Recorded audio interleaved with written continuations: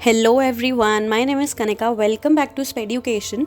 काफ़ी इम्पोर्टेंट और बहुत ही कॉमन टॉपिक है हमारे सारे टीचिंग एग्जाम्स के लिए, कन्वर्जेंट एंड डाइवर्जेंट थिंकिंग। ठीक है, ये मोस्टली बेसिक सबको पता होगा। कुछ इंपॉर्टेंट पॉइंट्स हम इसके डिस्कस कर लेंगे जो आपको याद रहे, और सारे ही टीचिंग एग्जाम्स में ये यूज़फुल रहेगा। लास्ट कुछ क्वेश्चंस भी हम डिस्कस कर रहे हैं, हमारी सीरीज़ चल रही है। ऑलरेडी 3 वीडियोज़ बन चुकी हैं, सो वो भी देख लीजिएगा। DSSB, PRT, special educator, REET, CTET सबके लिए काफ़ी यूज़फुल है। Alright, okay, so let's start. First of all देखेंगे कन्वर्जेंट थिंकिंग क्या होती है। इन सिंपल लैंग्वेज, जो कन्वर्ज होती है मतलब सिकुड़ती है। So convergent thinking is the type of thinking that focuses on coming up with single well established answer to a problem. आपके पास एक प्रॉब्लम है, आप उसका सारी इन्फॉर्मेशन और फैक्ट्स को यूज़ करके आप एक सिंगल करेक्ट स्टैंडर्ड आंसर पर आओगे। Alright, convergent thinking is used as a tool in creative problem solving. जब हम क्रिएटिव प्रॉब्लम सॉल्विंग करें तो वहाँ पर एक टूल की तरह यूज़ होती है हमारी कन्वर्जेंट थिंकिंग। किस तरीके से?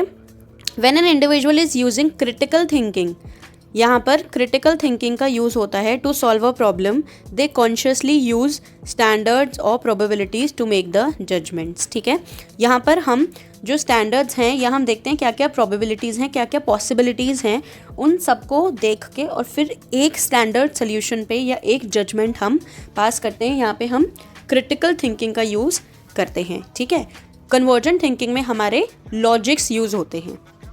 Alright, it generally means the ability to give correct answer. यहाँ पर एक करेक्ट आंसर आपको मिलेगा to the standard question that do not require significant creativity. यहाँ पर किस चीज़ की ज़रूरत नहीं पड़ती? Do not require creativity. For instance, in most tasks in school and on standardised multiple choice test for intelligence. Alright, so basically कुछ convergent thinking, अगर हम कुछ एग्जाम्पल्स देखें, कुछ एग्जाम्पल्स हो सकते हैं जैसे हमारे MCQs।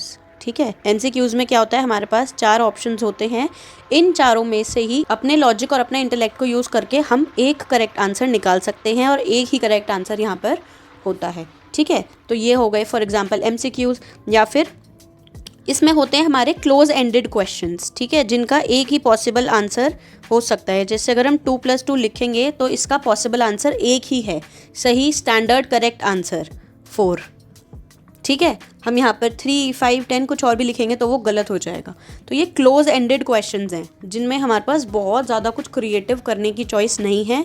यहाँ पे हम लॉजिक्स यूज़ करके एक करेक्ट आंसर पर पहुँचते हैं। ठीक है, also very important, convergent thinking को हम किन किन और टर्म्स से आइडेंटिफाई कर सकते हैं?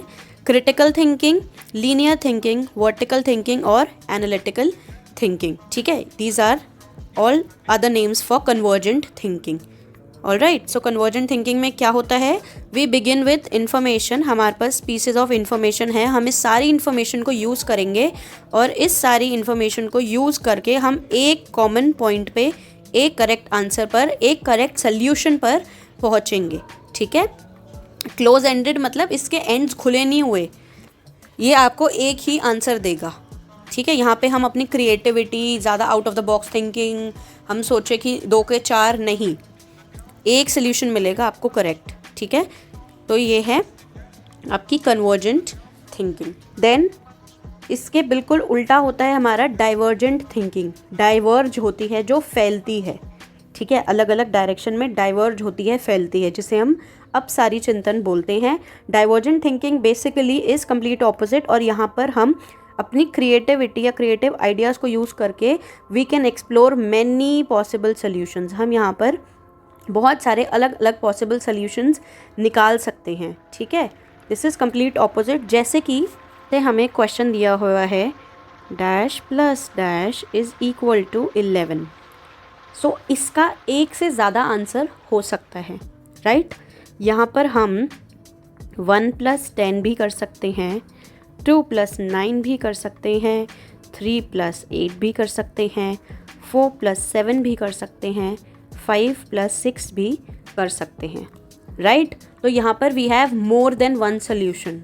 ऑलराइट, तो हम बहुत सारे, डिपेंडिंग ऑन कि हम किस एरिया में कितनी दूर तक सोच पा रहे हैं। तो ये हो गए। अगर थोड़ा और हम कोशिश करें तो एक बात बताओ, अगर मैं इसको 5.5 प्लस 5.5 लिख दूंगी तो क्या ये गलत है? नहीं, अब भी सही है।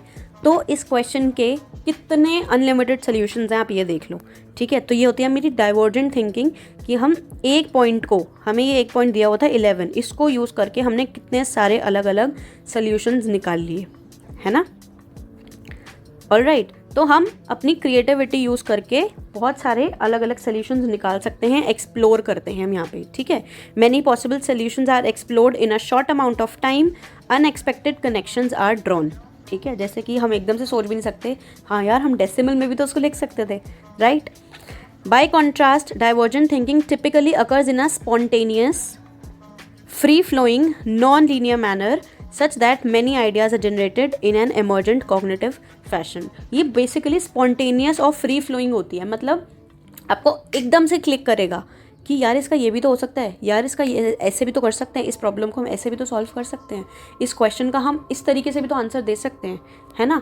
डाइवर्जेंट थिंकिंग कहाँ यूज़ होती है? ओपन एंडेड क्वेश्चंस में या फिर ओपन एंडेड प्रॉब्लम्स में। जैसे हमें एसे राइटिंग लिखना है, हमें एक टॉपिक दे दिया, अब हम उस पर मल्टीपल पॉइंट्स लिख सकते हैं, उसके फेवर में, उसके अगेंस्ट में, उसके फ़ायदे, उसके नुकसान, या फिर दोनों ही चीज़ें बता सकते हैं। तो we have endless solutions, right. Also important thing, divergent thinking is related to creative thinking, या फिर हम क्रिएटिव थिंकिंग भी इसको बोलते हैं, horizontal thinking, out of the box और लेटरल थिंकिंग। ऑलराइट, सो यहाँ पे एक वो एग्जाम्पल हमने देख लिया, ठीक है। तो यहाँ पे हमारी ऐसे राइटिंग हो सकती है, उसमें हमारे MCQs और क्लोज एंडेड क्वेश्चंस थे। यहाँ पे हमारे क्या होते हैं? ओपन एंडेड क्वेश्चंस, जैसे कि फॉर एग्जाम्पल ऐसे राइटिंग हो गया, स्पीच राइटिंग हो गया, कोई भी टॉपिक दिया हुआ है, right 5 lines on this, right 10 lines on this. जैसे हम बचपन से ही शुरू करा देते हैं बच्चे को, जिससे बच्चा एक्सप्लोर करे, अपनी क्रिएटिविटी यूज़ करे, ठीक है।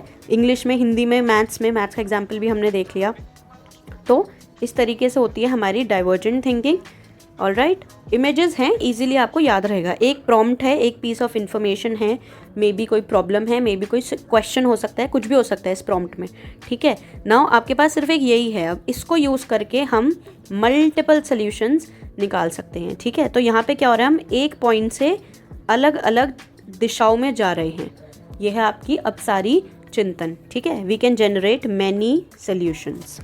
कन्वर्जन में क्या हुआ, हमने सारी इन्फॉर्मेशन को यूज़ करा और हम एक करेक्ट आंसर पे पहुँचे। और डाइवर्जेंट में एक पीस ऑफ इंफॉर्मेशन या प्रॉब्लम या क्वेश्चन से हमने मल्टीपल सॉल्यूशंस या आंसर्स निकाले, ठीक है। तो ये हो गया आपका कन्वर्जेंट और डाइवर्जेंट थिंकिंग। समझ आया होगा, बहुत ईजी है। फिर भी कुछ डाउट हो तो प्लीज़ पूछ लेना। अगर हम सोचें या बोले कि which one is better, convergent thinking versus divergent thinking, तो इसमें बेटर क्या होता है, यहाँ पे हमारे लॉजिक यूज़ होते हैं, यहाँ पे हमारा इंटेलेक्ट यूज़ होता है, और यहाँ पे हमारी क्रिएटिविटी यूज़ होती है, ठीक है। सो बेटर क्या होता है, बेटर यहाँ पे वो चीज़ रहेगी जो हमारे क्वेश्चन की डिमांड है।